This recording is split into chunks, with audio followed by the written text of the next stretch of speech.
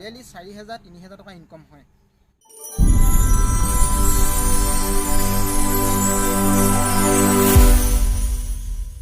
নমস্কাৰ বন্ধু বান্ধৱীসকল, আজি আছোঁ মই এখন পাণৰ বাৰীত আৰু খুব সুন্দৰকৈ ইয়াত পাণৰ খেতি কৰিছে।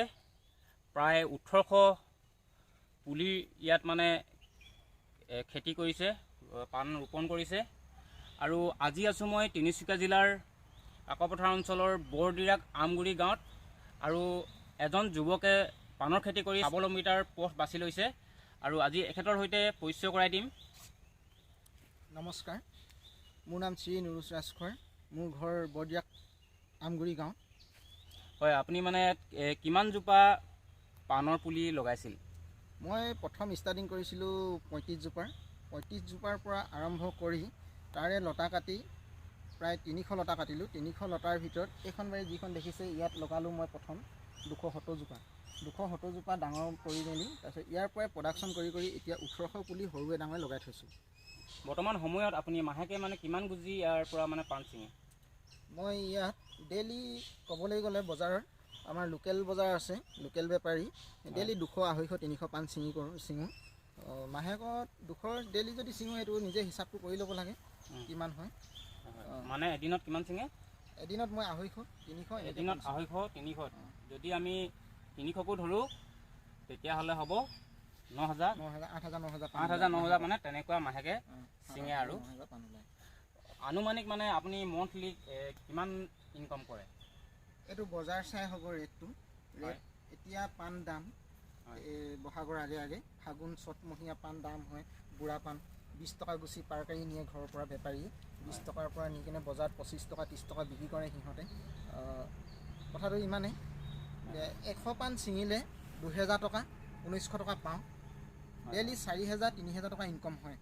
মানে বাৰীৰ পৰা বেপাৰীবিলাকে নিবলৈ আহে চাগে? আৰু নিবলৈ আহে। হয়, পাণৰ খেতি কৰি মানে খুব সুন্দৰকৈ চলিব পৰা যায় আৰু বহুতে কৰিবও বিচাৰে। আৰু কেনেকুৱা ধৰণে কৰিলে ভাল, ইয়াৰ প্ৰতিপালন কেনেকুৱাকৈ কৰিব লাগে ইয়াৰ বিষয়ে অকণমান ক'ব নেকি? ইয়াৰ প্ৰতিপালন হ'ল আহাৰ মাহত লতাটো আমি কাটিব লাগিব। আহাৰমহীয়া জেঠমহীয়া ভাদমহীয়া লতা ওলাব ইয়াত কজলকৈ ওপৰত।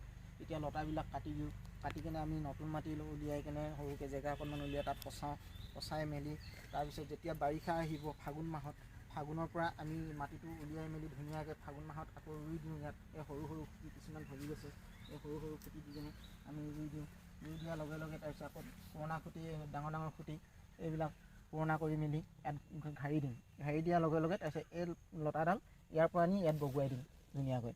বগাই দিয়াৰ লগে লগে ইয়াৰ গছজোপা নিজে হৈ আহিব।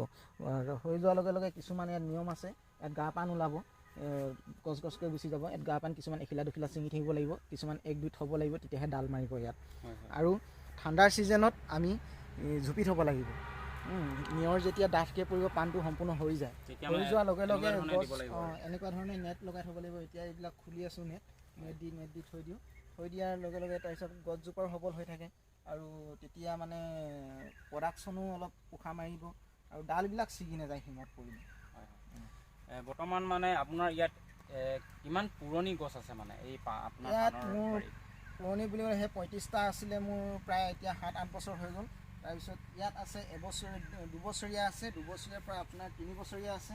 মুঠতে হিচাপ নাই ইয়াত। মই সেই কমকৈ লগাই কিনে ইমানখিনি কৰিলোঁ, ডাঙৰ কৰিলোঁ। মানে এইখিনি 2 বছৰ 3 বছৰ? 2 বছৰ, এই 2 বছৰ এফালে 3 বছৰ।